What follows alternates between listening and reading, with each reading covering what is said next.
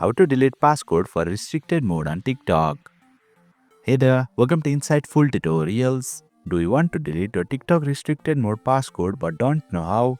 If yes, then you are in the right video. Without further ado, let's get started. Open TikTok on your device. You will land on its official homepage.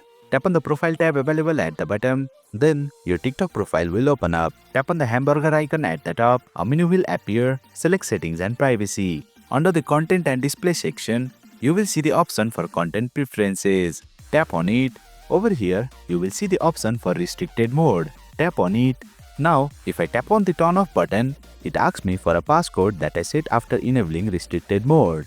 Let's completely delete the created passcode so that TikTok won't ask for it to turn the feature off. For that, tap on the cross icon at the top. Then, tap on the Manage Passcode button. A menu will appear from the bottom. Tap on the Delete Passcode option. Then, it will ask you to enter your current passcode to verify that it's actually you trying to delete the passcode. However, if you have forgotten your current PIN, then you will need to change or reset it to a new one. For that, I have made a separate video titled How to Change Passcode for Restricted Mode on TikTok. I have provided the link to the video in the card section and description below. Finally, enter the current passcode to verify it's you. As you can see, the restricted mode passcode has been deleted.